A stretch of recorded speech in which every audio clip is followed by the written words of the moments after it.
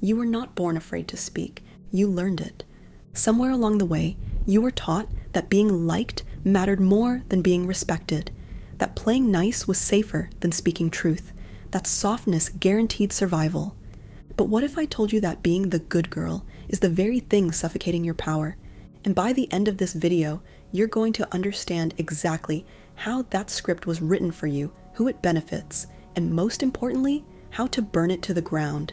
Stick with me until the end, because I'm going to give you a framework to dismantle your inner good girl, and you won't need permission from anyone to use it. Part 1. The good girl isn't good, she's trained. Let's start with something uncomfortable. The good girl archetype is not some divine feminine virtue. It's a social survival strategy built on fear. She exists to make everyone else feel safe. She overfunctions in relationships and underasks in life. She doesn't want to rock the boat, even if the boat is on fire. She's the girl who doesn't complain when her boundaries are violated, because she's afraid her needs will make her unlovable. She's the one who turns down opportunities because she's worried about appearing too ambitious, too arrogant, too much.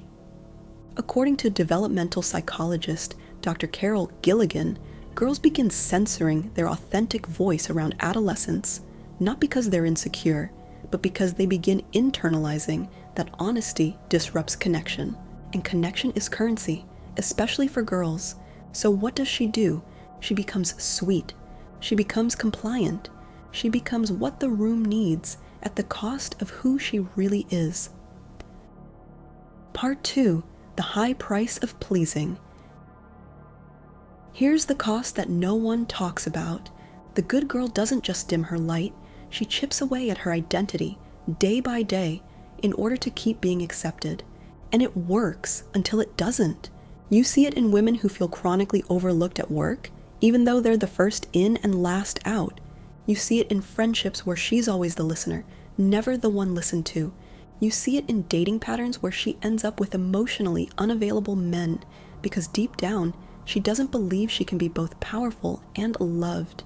Every time she says yes when she means no, her confidence gets weaker, not because she lacks self-worth, but because she repeatedly acts against her own truth in order to preserve harmony.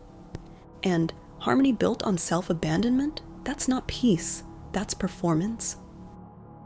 Part 3. Why being nice isn't empowerment. Let me make one thing clear.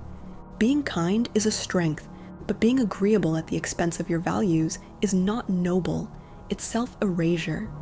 And yet, women are conditioned to believe that niceness is the ultimate feminine currency, that if they stay pleasant, quiet, accommodating, good things will come. But life doesn't work that way. Assertiveness is seen as hostility, ambition is framed as arrogance, and emotional honesty is labeled drama. This is a phenomenon known in psychology as the double bind. When women assert themselves, they're punished for being unfeminine. When they suppress their truth, they're praised, but overlooked. According to Dr. Madeline Heilman's research on gender bias, women are penalized for traits that are rewarded in men. Confidence, decisiveness, and independence are perceived as threats when displayed by a woman. So the good girl makes a subconscious trade. She gives up power for the illusion of safety. Part 4. The origin story, how the good girl was built. Let's rewind. This pattern didn't start in adulthood. It usually begins in childhood, often in homes where love was conditional. Maybe you were praised only when you were quiet, helpful, easy. Maybe the loud, angry, curious version of you got shamed or ignored. You learned early that emotional expression was risky, that speaking up could lead to disconnection, that being low maintenance made you lovable, so you became a chameleon. You adapted to everyone else's needs. You disconnected from your own desires in order to stay safe in the system. This isn't a character flaw. This is trauma adaptation. Part 5. The shadow she doesn't want to see. Here's the most important thing you'll hear today. What you suppress doesn't disappear. It becomes your shadow. You may smile through everything, but resentment builds beneath the surface. You may nod politely, but your gut screams every time you betray your truth. You may look composed, but you cry in private because no one sees the real you. Carl Jung called this the shadow self, the parts of you you were forced to disown, the parts that want attention, the parts that rage, the parts that crave, the parts that say no. If you never integrate your shadow, it doesn't just go away.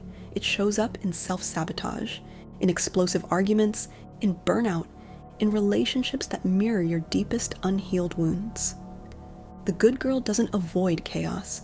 She becomes a breeding ground for it because a life lived in repression always erupts. Part 6. How to burn the good girl script. Let's talk about liberation. Not the pretty kind that fits on a Pinterest board, the kind that's messy, awkward, and sometimes makes people uncomfortable. Here's how you dismantle the good girl. 1.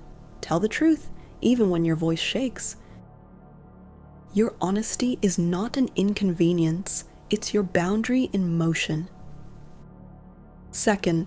Let go of being palatable. You're not a curated brand, you're a living, breathing force. Some people won't like it, let them leave. 3. Normalize anger, ambition, and need. These are not flaws, they are fuel. 4. Practice taking up space physically and energetically.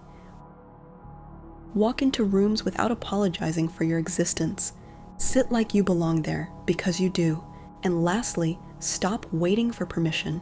From your parents, from your friends, from men, from society. You don't need to ask if you're allowed to own yourself. You just decide. Part 7. The feminine reclaimed. There's nothing more terrifying to a system built on female obedience than a woman who doesn't flinch when she's criticized, doesn't apologize for her intensity, and doesn't tone herself down to make others feel comfortable. The good girl was never your identity. She was your survival strategy. But now that you're safe, you don't need her anymore. So this is your invitation. Stop shrinking. Stop over-explaining. Stop being good. Be powerful. Be magnetic. Be full. And if that scares people, let it. They were never your people. If this hit you in the gut, that wasn't an accident. Drop a heart or "I'm done being good" in the comments if you're ready to rewrite your story. Subscribe to Goddess Vibration if you need help stepping into your dark feminine confidence. I'll see you in the next video, because this is not where your story ends, it's where it begins.